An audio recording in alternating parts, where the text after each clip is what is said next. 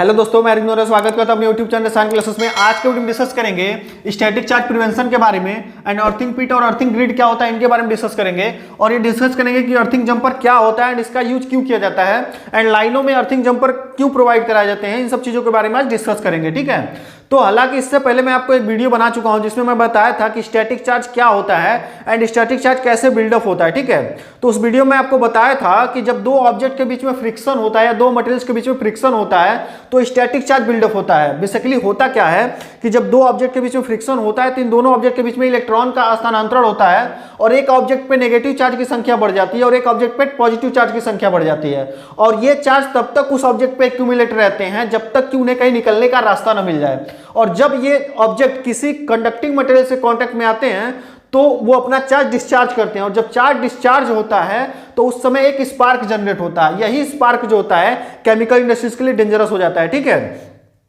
तो आज के वीडियो में हम ये डिस्कस करेंगे कि ऐसा क्या करें कि ये स्पार्क न जनरेट हो, ये जो स्टैटिक चार्ज बिल्डअप हो रहा है वो चार्ज न बिल्डअप हो, ठीक है। तो उसके लिए हमें ये समझना होगा कि ये स्पार्क कैसे जनरेट हो रहा है। तो उसके लिए आप ये समझ रहे होंगे कि जब चार्ज एक्यूमुलेट हो रहा है, जब चार्ज किसी ऑब्जेक्ट पे इकट्ठा हो रहा है उसके बाद जब डिस्चार्ज हो रहा है तभी स्पार्क जनरेट हो रहा है, ठीक है। तो उसके लिए हमें कुछ ऐसा करना होगा कि ये जो चार्ज एक्यूमुलेट हो रहा है किसी ऑब्जेक्ट पे वो चार्ज एक्यूमुलेट ही ना हो, किसी ऑब्जेक्ट पे कोई चार्ज इकट्ठा ही ना हो, ठीक है। तो उसके लिए हमें क्या करना होगा कि जल्दी से जल्दी उस चार्ज को किसी तरह अर्थ में डाल देना होगा।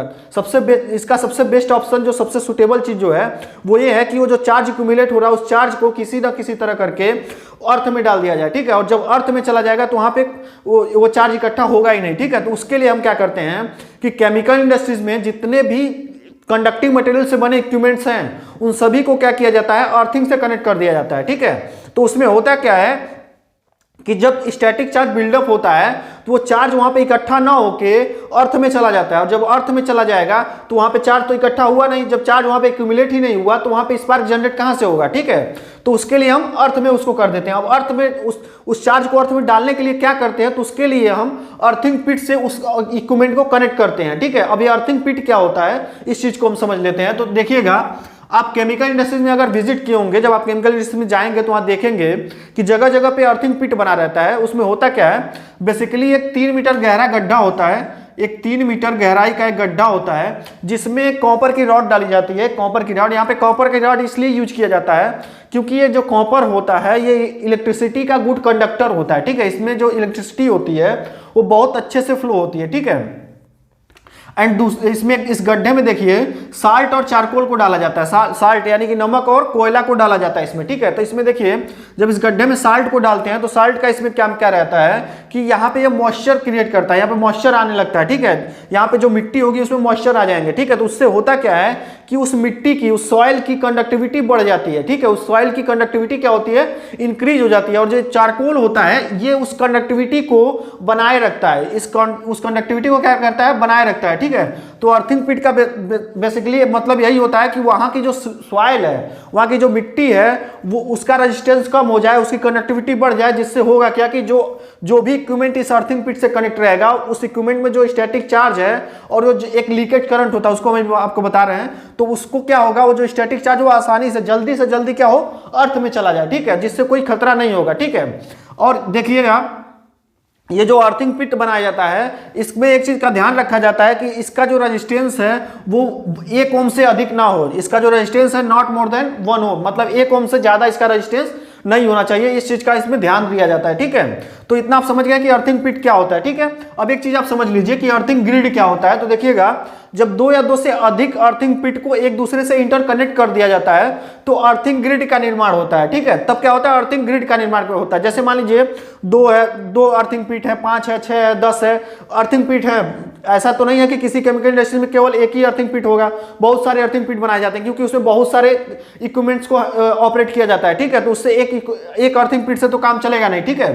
तो उसके लिए बहुत सारे अर्थिंग पिट बनाए जाते हैं, ठीक है। उसके बाद क्या किया जाता है, इन अर्थिंग पिट को अर्थिंग स्ट्रिप के थ्रू क्या किया जाता है, एक दूसरे से इंटरकनेक्ट कर दिया जाता है, ठीक है। एक दूसरे से इंटरकनेक्ट कर दिया जाता है और जब ये बहुत सारे अर्थिंग पिट एक दूसरे से इंटरकनेक्ट हो जाते हैं तो उनको हम कहते हैं अर्थिंग ग्रिड। तब क्या होता है, वो एक अर्थिंग ग्रिड कहलाता है, ठीक है। अब अर्थिंग ग्रिड बनाने का क्या फायदा होता है, तो देखिएगा जैसे मान लीजिए कोई इक्विपमेंट्स है जिसमें से जो स्टैटिक चार्ज बिल्डअप हो रहा है वो स्टैटिक चार्ज मान लीजिए उस इक्विपमेंट को आप एक अर्थिंग से ओनली एक अर्थिंग पिट से कनेक्ट किए हैं, तो उस कंडीशन में मान लीजिए किसी कारणवश मान लीजिए इधर से वायर कट हो गया, या तो मान लीजिए इसमें आप साल्ट एंड चारकोल बहुत लंबे समय से नहीं डाले हैं, कोई कारण हो सकता है जिसकी वजह से क्या है कि वहां से वो जो स्टैटिक चार्ज है, वो स्टैटिक इलेक्ट्रिसिटी है, वो किसी तरह अर्थ नहीं हो पाई, मतलब अर्थ में नहीं जा पाई, तो वहां से क्या एक खतरा हो सकता है। ठीक है, लेकिन जब अर्थिंग ग्रिड आप बना देते हैं, जब बहुत सारे अर्थिंग पिट को एक दूसरे से कनेक्ट कर देते हैं, तो यदि किसी इक्विपमेंट का अर्थ जो स्टैटिक चार्ज हो किसी तरह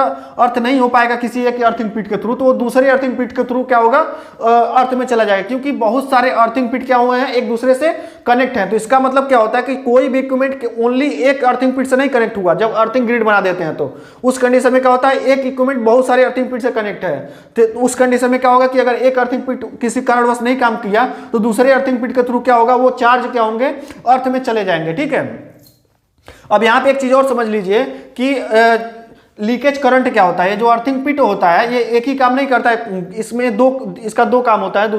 देखिए क्या होता है कि एक तो ये जो स्टैटिक चार्ज है यानी कि जो स्टैटिक इलेक्ट्रिसिटी है उसको ये अर्थ में डालने का काम करता है। दूसरा क्या होता है कि इसके थ्रू जो लीकेज करंट होता है उसको भी अर्थ में डाल दिया जाता है। ठीक है, उसको भी अर्थ कर दिया जाता है, ग्राउंडिंग कर दिया जाता है। वो क्या होता है, लीकेज करंट क्या होता है पहले वो आप समझ लीजिए। देखिएगा, जब कोई इक्विपमेंट, जैसे मान लीजिए कोई भी डिवाइस या इक्विपमेंट है जो इलेक्ट्रिसिटी से ऑपरेट हो रहा है, जैसे मान लीजिए एक पंप हम ले लेते हैं, मान लीजिए एक पंप का एग्जांपल ले रहे हैं, ये पंप इलेक्ट्रिसिटी से ऑपरेट हो रहा है, तो किसी कारणवश इसके बॉडी में मान लीजिए करंट आ रहा है, तो वो लीकेज करंट कहलाएगा। ठीक है, तो उस बॉडी को अगर आप टच कर रहे हैं तो आपको करंट लग जाएगा।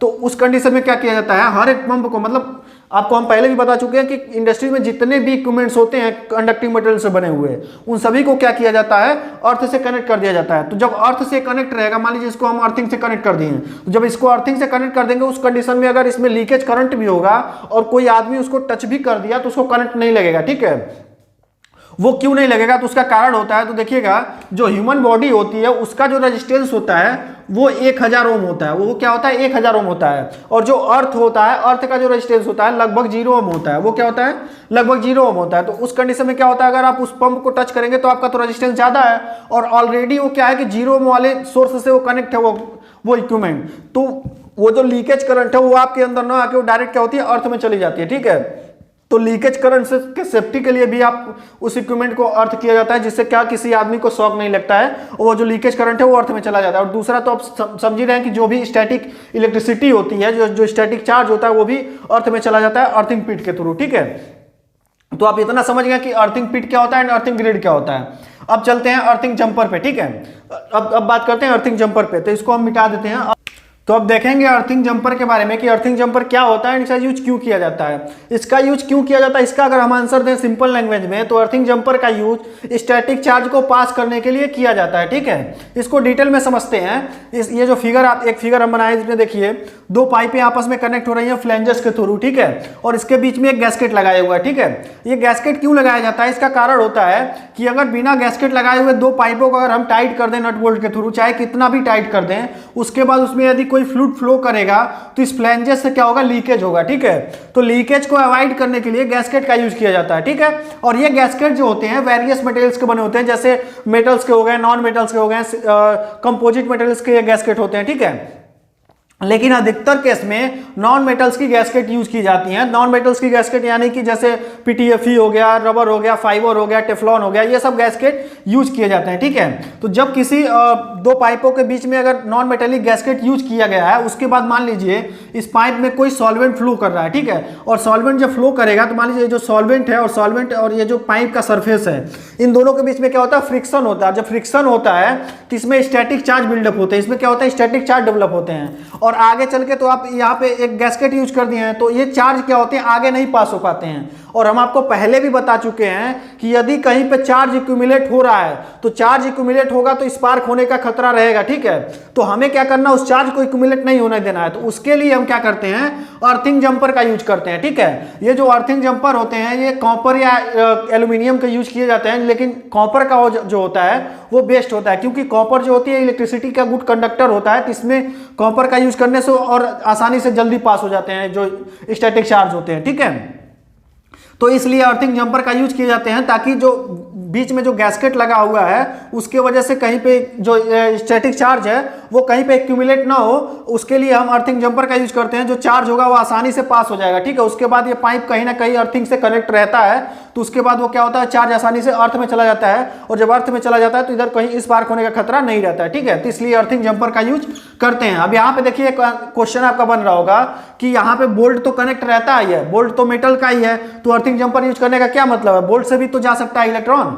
तो उसका कारण ये होता है कि बोल्ट में क्या होता है, रस्टिंग वगैरह हो जाती है, एंड क्या होता है कि रस्टिंग हो सकती है, एंड दूसरा की चीज क्या है कि बोल्ट की कंडक्टिविटी भी कम होता है। तो हमें क्या है कि यहाँ पे थोड़ा बहुत भी रिस्क नहीं लेना है। रस्टिंग की वजह से मान लीजिए किसी रस्टिंग हो गया इस बोल्ट में, उसके बाद इसमें इलेक्ट्रॉन आसानी से नहीं पास हो रहे हैं, जल्दी नहीं पास हो रहे हैं, और यहाँ पे इलेक्ट्रॉन इक्यूमुलेट हो रहे हैं, तो इक्यूमुलेट होंगे तो हमें स्पार्क होने का खतरा होगा। तो हमें यहाँ पे रिस्क नहीं लेना है, इसलिए अर्थिंग जंपर का यूज करते हैं, जिससे जल्दी से जल्दी जो यहाँ पे जो चार्ज डेवलप हो रहे हैं वो पास हो जाए, ठीक है। इसके लिए अर्थिंग जंपर का यूज करते हैं, इसलिए बोल्ट के भरोसे नहीं रहते हैं, ठीक है। तो अर्थिंग जंपर यूज करने से क्या होगा, जो चार्ज होगा जल्दी से जल्दी पास हो जाएगा, ठीक है। तो इतना आप समझ गए होंगे कि अर्थिंग जंपर क्यों यूज किया जाता है लाइनों में। अब थोड़ा सा देख लेते हैं स्टैटिक चार्ज प्रिवेंशन जो था, इसको और अच्छे से थोड़ा देख लेते हैं। अब देखिए स्टैटिक चार्ज प्रिवेंशन मतलब स्टैटिक चार्ज से कैसे बचाव किया जाए, तो उसके लिए आपको समझना होगा कि स्टैटिक चार्ज कहाँ डेवलप होता है। तो उसके एग्जांपल्स में अगर लें, तो जैसे अगर हम लिक्विड के केस में लें, तो लिक्विड के केस में जब किसी लिक्विड को ट्रांसफर किया जाता है, जैसे मान लीजिए पंप के थ्रू पंप कर रहे हैं, लाइन के थ्रू ट्रांसफर होता है, तो लाइन के थ्रू अगर ट्रांसफर हो रहा है तो आप देख ही रहे हैं कि यहाँ पे अर्थिंग जंपर यूज कर दिया जाता है, पंप को भी अर्थिंग से कनेक्ट कर दिया जाता है, ठीक है। और मान लीजिए अगर हम ड्रम में फिलिंग कर रहे हैं, जैसे कोई ड्रम है, ड्रम में कोई सॉल्वेंट फिल कर रहे हैं, तो उस कंडीशन में भी ड्रम को अर्थिंग से कनेक्ट कर दिया जाता है, ताकि वहां पे जो स्टैटिक चार्ज बिल्डअप हो वो आसानी से अर्थ में चला जाए, ठीक है, और कोई खतरा ना हो, ठीक है। और क्या होता है, एक फ्लैश फिलिंग होती है। फ्लैश फिलिंग क्या होता है, जैसे मान लीजिए कोई रिएक्टर है या कोई टैंक है, उसमें आप कोई सॉल्वेंट चार्ज कर रहे हैं, तो जो कोई सॉल्वेंट चार्ज करेंगे, तो जैसे मान लीजिए ऊपर से आप चार्ज करें तो ऐसे वो सॉल्वेंट गिरेगा, तो अब जब नीचे गिरेगा तो वो बहुत तेजी से इस सरफेस से कांटेक्ट में आ रहा है, और मतलब वहां पे फ्रिक्शन हो रहा है मॉलिक्यूल्स का, ठीक है। तो जब फ्रिक्शन होगा तो यहाँ पे भी स्टैटिक चार्ज बिल्डअप होने के चांसेस होते हैं, ठीक है। तो इसलिए इससे बचने के लिए क्या करते हैं, फ्लैश फिलिंग से उसमें क्या करते हैं कि वो डीप पाइप यूज करते हैं, डीप पाइप। अब डीप पाइप का यूज क्या होता है, देखिए जब डीप पाइप यूज कर देते हैं तो जो सॉल्वेंट होता है वो रिएक्टर या टैंक के बिल्कुल बॉटम पे जाके गिरता है, जिससे यहाँ से पर स्टैटिक चार्ज नहीं बिल्डअप होता है, ठीक है। तो स्टैटिक चार्ज को अवॉइड करने के लिए यहाँ पे डीप पाइप का यूज कर लिया जाता है, ठीक है। और लिक्विड के केस में देखा जाए तो देखिए कुछ लिक्विड में क्या किया जाता है, उसमें स्टैटिक चार्ज से बचने के लिए क्या करते हैं, एक एंटी स्टैटिक एजेंट मिलाया जाता है। वो एजेंट क्या करता है कि उस लिक्विड की कंडक्टिविटी को इंक्रीज कर देता है, और जिस लिक्विड की कंडक्टिविटी अच्छी होती है, मतलब इलेक्ट्रिसिटी का गुड कंडक्टर होता है, उसमें क्या होता है कि स्टैटिक चार्ज नहीं डेवलप होता है। जैसे पानी ले लीजिए आप, वाटर में इलेक्ट्रिसिटी आसानी से फ्लो हो जाती है, उसकी वो एक कंडक्टिविटी उसकी अच्छी है, तो इसलिए उसमें स्टैटिक चार्ज बिल्डअप नहीं होता है। तो इसलिए कभी कभी किसी लिक्विड में एंटी स्टैटिक एजेंट भी मिक्स किया जाता है, ठीक है। और लिक्विड के केस में मान लीजिए कहीं फिल्ट्रेशन होता है तो वहां पे भी स्टैटिक चार्ज बिल्डअप होता है, तो उससे बचने के लिए फिल्ट्रेशन जो इक्विपमेंट है उसको भी क्या करते हैं, अर्थिंग से कनेक्ट कर देते हैं, ठीक है, जिससे वहां पे भी जो भी स्टैटिक चार्ज हो वो अर्थ में चला जाए। और लिक्विड के केस में देखें तो जो टैंकर आता है, लिक्विड का कोई सॉल्वेंट का टैंकर आया मान लीजिए, उसके बाद उसको हम अनलोड करते हैं, या मान लीजिए कोई सॉल्वेंट लोडिंग करना है किसी टैंकर में, तो उस केस में भी अर्थिंग प्रोवाइड कराना बहुत जरूरी होता है, क्योंकि जब टैंकर से अनलोडिंग कर रहे हैं या टैंकर में लोडिंग कर रहे हैं, तो उस कंडीशन में टैंकर को क्या किया जाता है, प्रॉपर अर्थिंग दिया जाता है, जिससे उसमें जो स्टैटिक चार्ज बिल्डअप हो अर्थ में चला जाए। और जो पंप से अगर मान लीजिए कोई टैंकर में लोडिंग भी करे तो पंप भी प्रॉपर तरीके से अर्थ होना चाहिए, ठीक है।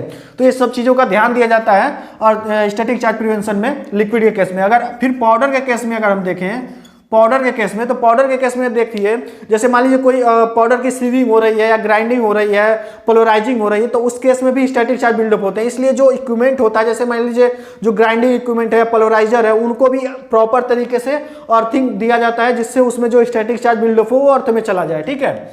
और देखा जाए तो जैसे अगर हम पर्सनल केस में लें, पर्सनल केस में लें तो मान लीजिए जैसे आप कहीं इंसुलेटिंग सरफेस पे वॉक कर रहे हैं, चल रहे हैं, तो उस केस में आपके बॉडी में भी स्टैटिक चार्ज बिल्डअप हो सकता है, ठीक है। तो आपकी बॉडी, आप जानते हैं कि इलेक्ट्रिक का कंडक्टर होता है, तो बॉडी में भी स्टैटिक चार्ज जो है वो एक्यूमुलेट रह सकते हैं।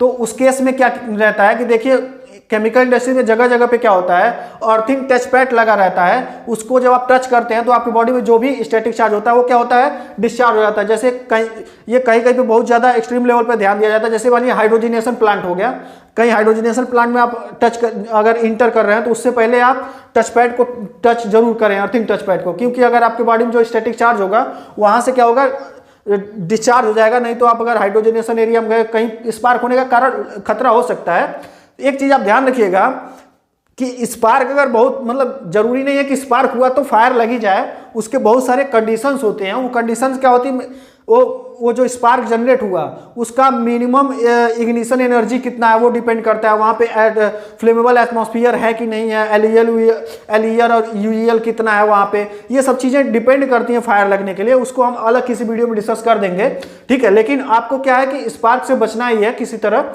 तो इसलिए क्या है कि आप वहाँ पे टच पैड टच कर लें।